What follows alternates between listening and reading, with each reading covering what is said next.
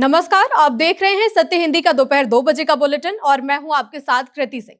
रूस की सस्ती एलएनजी ठुकराना मोदी सरकार के लिए भारी पड़ता नजर आ रहा है।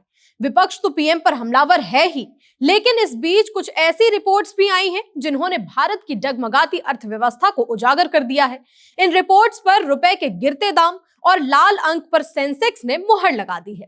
उधर नीट परीक्षा लीक होने के बाद परीक्षा रद्द होने से लाखों बच्चों का भविष्य अधर में अटक गया है। इस बुलेटिन में इन खबरों के साथ राजनीति जगत की उठापटक पर भी चर्चा करेंगे, लेकिन पहले देखेंगे दोपहर की 5 बड़ी खबरें। रूस की सस्ती एलएनजी ठुकराने पर कांग्रेस ने मोदी सरकार पर बोला हमला।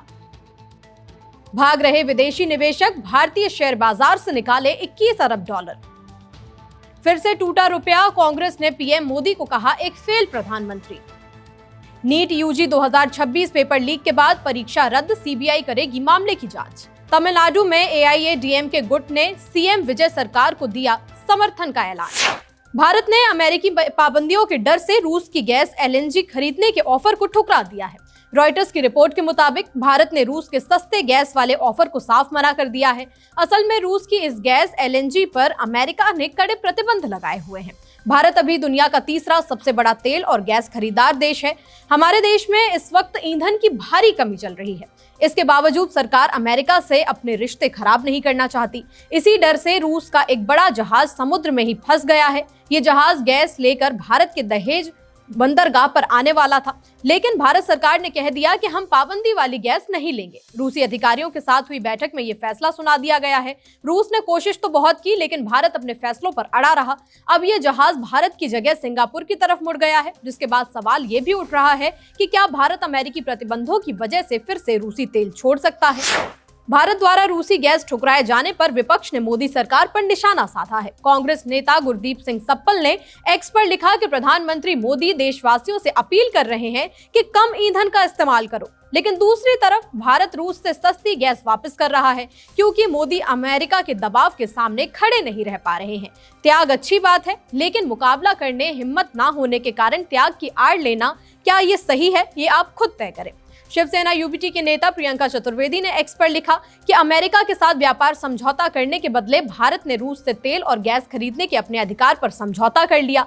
अमेरिका ने रूस से खरीदारी के लिए 16 मई तक छूट दी थी, लेकिन अब लगता है कि ये समय आगे नहीं बढ़ पाएगा। इसका असर भारतीयों को भुगतना पड़ सकता है। शायद इसी वजह से अब डर पैदा करने वाले बयान दिए जा रहे हैं। अमेरिका के साथ ट्रेड डील के लिए भारत को अपनी ऊर्जा जरूरतों से जुड़े हुए फैसलों में स्वतंत्रता खोनी पड़ी। इतिहास इसे याद रखेगा। पीएम मोदी की बचत वाली अपील के बाद विदेशी निवेशक भारत छोड़कर भाग रहे हैं। फाइनेंशियल टाइम्स की रिपोर्ट के मुताबिक विदेशी निवेशक पहले से ही भारत में निवेश करने से बच रहे थे और अब पीएम मोदी की नई अपील के बाद ये मामला और बुरा हो चुका है। पिछले 2 महीनों में विदेशी निवेशकों ने भारतीय बाजार से करीब 2 लाख करोड़ रुपए निकाल लिए हैं। ये पिछले कई सालों में सबसे बड़ी बिकवाली मानी जा रही है। ब्रोकरेज कंपनी जेएम फाइनेंशियल की रिपोर्ट के मुताबिक भारतीय शेयर बाजार में विदेशी निवेशकों की हिस्सेदारी घटकर 14.5% रह गई है, जो कि 14 साल का सबसे निचला स्तर है। इसका मतलब है कि विदेशी निवेशकों का भरोसा पहले के मुकाबले अब कमजोर होता जा रहा है। रिपोर्ट में कहा गया है कि विदेशी निवेशक फिलहाल भारत की बजाय दक्षिण कोरिया और ताइवान जैसे देशों में ज्यादा पैसा लगा रहे हैं। उन देशों में एआई से जुड़ी बड़ी कंपनियां तेजी से बढ़ रही हैं, जबकि भारत में अभी ऐसे बड़े एआई प्लेयर्स कम हैं। सिर्फ विदेशी निवेशक ही नहीं, छोटे घरेलू निवेशकों का भरोसा भी थोड़ा कमजोर पड़ता जा रहा है। मार्च 2025 के बाद भारतीय शेयरों में रिटेल निवेश घट चुका है। बढ़ती महंगाई की वजह से शहरों में रह रहे मजदूर अपने गांव वापस लौटने के लिए मजबूर हो गए हैं। फाइनेंशियल टाइम्स की रिपोर्ट के मुताबिक बढ़ती महंगाई की वजह से हजारों फैक्ट्री मजदूर शहरों की नौकरियां छोड़कर वापस अपने अपने गांव लौट रहे हैं। सबसे ज्यादा असर उन मजदूरों पर पड़ रहा है जो कम वेतन पर बड़े शहरों में काम कर रहे थे। रिपोर्ट में कहा गया है कि एलपीजी सिलेंडर की बढ़ती कीमतें, महंगा किराया और रोजाना का ट्रांसपोर्ट खर्च अब मजदूरों की कमाई पर भारी पड़ रहा है। हालत ये हो गई है कि कई मजदूरों के लिए शहरों में रहकर काम करना मुश्किल हो गया है। इसका सीधा असर नोएडा जैसे बड़े औद्योगिक केंद्रों पर भी दिखाई देने लगा है। फैक्ट्रियों में काम करने वाले श्रमिकों की कमी से उत्पादन प्रभावित हो रहा है। कई उद्योगों को समय पर ऑर्डर पूरा करने में दिक्कत आ रही है। रिपोर्ट में यह भी कहा गया है कि सिर्फ मजदूरों की कमी ही नहीं, बल्कि फैक्ट्रियां खुद भी भारी दबाव में हैं। कच्चे माल की कीमतें बढ़ रही हैं, ईंधन महंगा हो रहा है और मजदूरी लागत भी ऊपर जा रही है। ऐसे में उत्पादन लागत लगातार बढ़ती जा रही है। भारतीय रुपया आज यानी 12 मई को डॉलर के मुकाबले 19 पैसे गिरकर 95.50 के रिकॉर्ड निचले स्तर पर आ गया है। इस पर कांग्रेस ने मोदी सरकार को निशाने पर लिया। कांग्रेस ने एक्स पर लिखा कि नरेंद्र मोदी ने कड़ी मेहनत से रुपए को अब तक के सबसे निचले स्तर पर पहुंचा दिया। रुपए की खराब हालत देश की खराब अर्थव्यवस्था का सबूत है, क्योंकि मोदी एक फेल प्रधानमंत्री है। देश के शेयर बाजार में आज लगातार तीसरे दिन भारी गिरावट देखने के लिए मिली। पश्चिम एशिया में बढ़ते तनाव और कच्चे तेल की कीमतों से तेल उछाल का सीधा असर भारतीय बाजार पर पड़ा।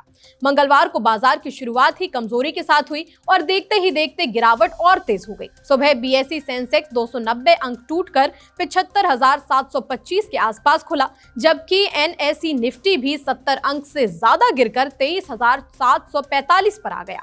निफ्टी का 23,700 का अहम सपोर्ट टूटने के बाद बाजार में घबराहट और ज्यादा बढ़ गई। शुरुआती कारोबार में ही निवेशकों के करोड़ों रुपए बाजार से साफ हो गए। गिफ्ट निफ्टी के कमजोर संकेत पहले से ही बाजार में गिरावट की ओर इशारा कर रहे थे। विशेषज्ञों का कहना है कि अगर तेल की कीमतें लंबे समय तक ऊंची बनी रहती हैं, तो न सिर्फ महंगाई बढ़ेगी, बल्कि कॉर्पोरेट कंपनियों की कमाई पर भी बड़ा दबाव पड़ेगा।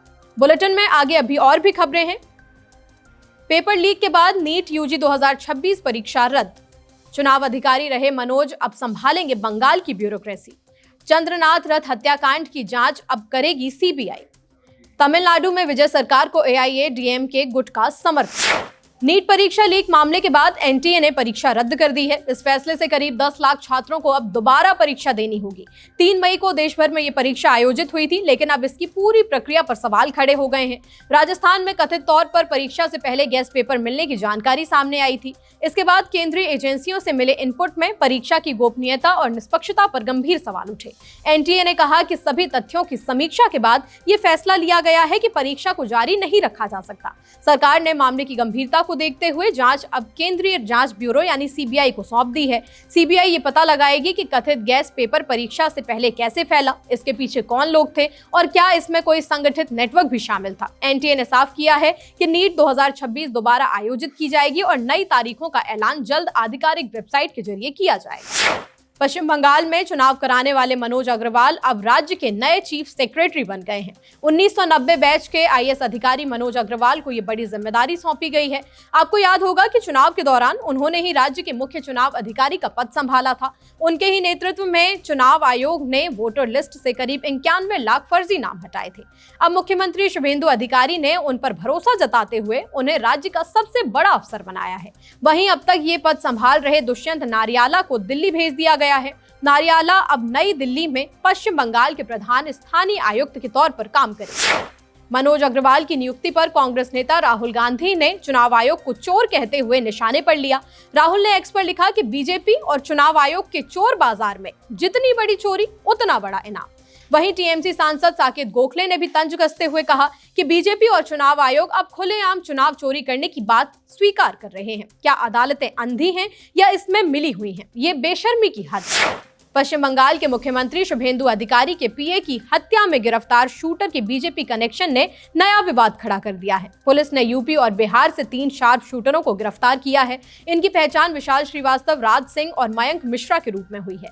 कोलकाता के पास एक टोल पर यूपीआई पेमेंट करने से ये पकड़े गए, लेकिन अब गिरफ्तार आरोपी राज सिंह की तस्वीरों ने हड़कंप मचा दिया है। राज सिंह की तस्वीरें यूपी सरकार के मंत्री दया शंकर सिंह के साथ वायरल हो रही है। वो चुनाव में बीजेपी के लिए वोट मांगता और पोस्टर में खुद को उम्मीदवार बताता है। इतना ही नहीं, वो बीजेपी के बड़े नेता बृजभूषण शरण सिंह को अपना चाचा कहता है।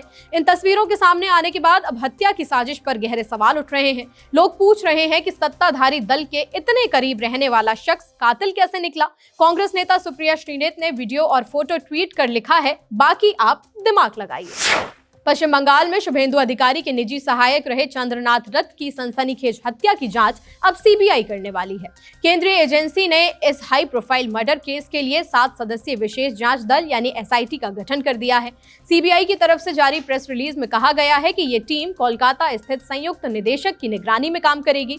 जानकारी के मुताबिक सीबीआई मंगलवार से ही इस मामले की जांच शुरू कर देगी। इससे पहले इस हत्याकांड की जांच कोलकाता पुलिस सीआईडी के अधिकारियों की संयुक्त एसआईटी कर रही थी, लेकिन अब पूरा मामला केंद्रीय एजेंसी के हाथ में चला गया है। तमिलनाडु की राजनीति में सीएम विजय के लिए कल यानी 13 मई को परीक्षा का दिन है। विजय की सरकार का फ्लोर टेस्ट होना है। उससे पहले एआईएडीएमके के एक गुट ने मुख्यमंत्री विजय की पार्टी को समर्थन देने का ऐलान कर दिया है। एआईएडीएमके के दिग्गज नेता सीवी षणमुगम ने मुख्यमंत्री विजय को अपना समर्थन दे दिया है। उन्होंने साफ कहा कि पिछले 10 सालों में पार्टी को लगातार हार का सामना करना पड़ा है। षणमुगम के मुताबिक पार्टी को फिर से खड़ा करने के लिए यह फैसला जरूरी था। उन्होंने याद दिलाया कि एआईएडीएमके का जन्म ही डीएमके के विरोध में हुआ था। ऐसे में डीएमके से हाथ मिलाना पार्टी को पूरी तरह खत्म करने जैसा होता। हालांकि षणमुगम ने कहा कि उनका इरादा पार्टी को दो फाड़ करने का बिल्कुल नहीं है, लेकिन इस फैसले ने पार्टी प्रमुख पलानीस्वामी की मुश्किलें काफी बढ़ा दी हैं। पलानीस्वामी ने पिछले हफ्ते ही मुख्यमंत्री विजय के साथ गठबंधन करने से मना कर दिया था। फिलहाल 2 बजे के बुलेटिन में इतना ही। देश दुनिया की हर जरूरी खबर लेकर फिर से हम शाम को 6 बजे हाजिर होंगे। तब तक के लिए नमस्कार।